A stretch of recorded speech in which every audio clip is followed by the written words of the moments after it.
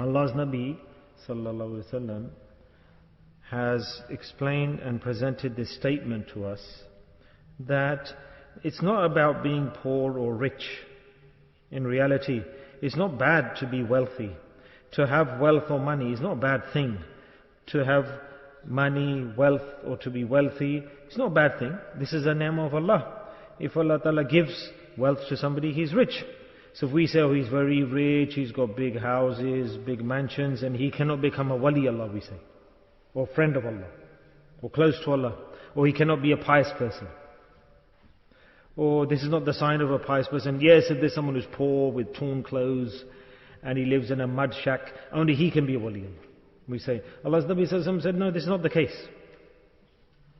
If Allah subhanahu wa ta'ala has to any individual given halal, lawful wealth, money, this is the condition. That earning has to be halal, lawful, earned in a lawful manner, and there should be blessings in it, and he's rich, wealthy, alhamdulillah. He can make a big house, and just like in this era, generation, because today we are living in a material world, and where do you get poor people around us? For example, that zakah, you have to give a lot of zakah, mostly. You won't maybe find somebody somewhere else to give zakah. People don't have that. So many people here in the Western Hemisphere, so can there not be a wali Allah here amongst all the wealthy people, those people who have money? But no.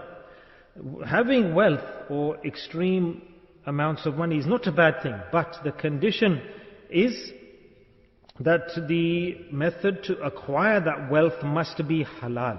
This is the point. Then that will become the ni'mah, the treasure of Allah, that money.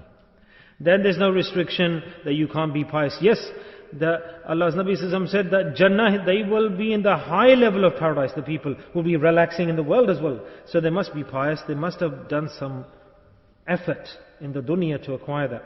Rather, this is a greater achievement. This is a greater achievement, and there's greater nafs desire. The person who doesn't have money, what effort is he going to make? He can't do anything. He doesn't have any money.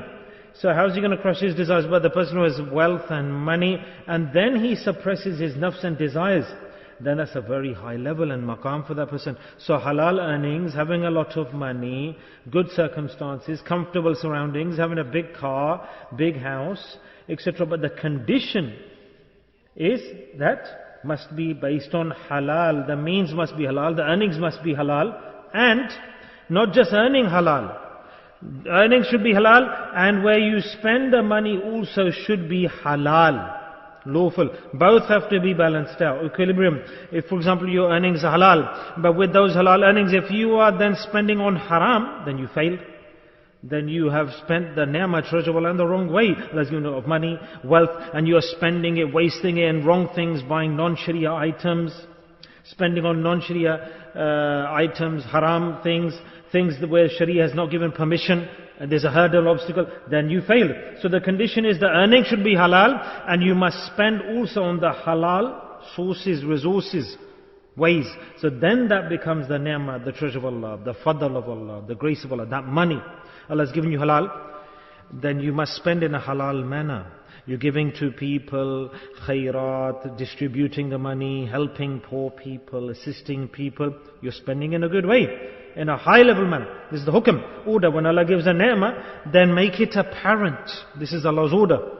If Allah has given you a lot of money, mashallah, that you can make a nice kurta and you're wearing torn qameez, then this is a sign of being ungrateful.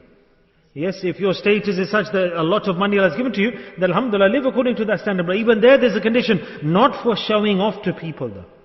Not for showing off to people.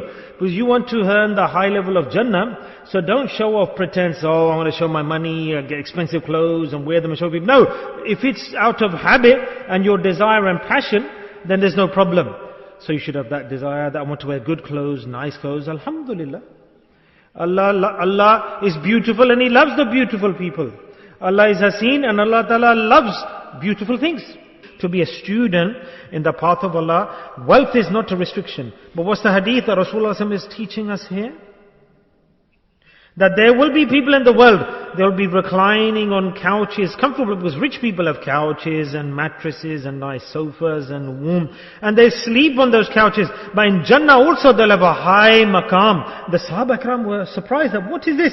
The Rasul said that they will do such an amal, such an action. You don't look at poverty in that, you don't look at wealth, because wealth is not a restriction.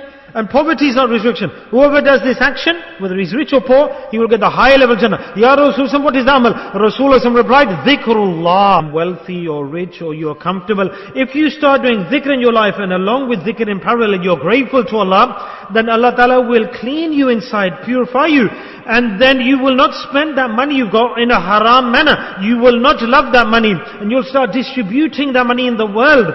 That after that, you will have a nice comfortable bed to sleep on, you'll have wealth and lots of money, but it won't be your money, because you will have done tazkiyah on your heart, and you will spend that money in the world on the needy people.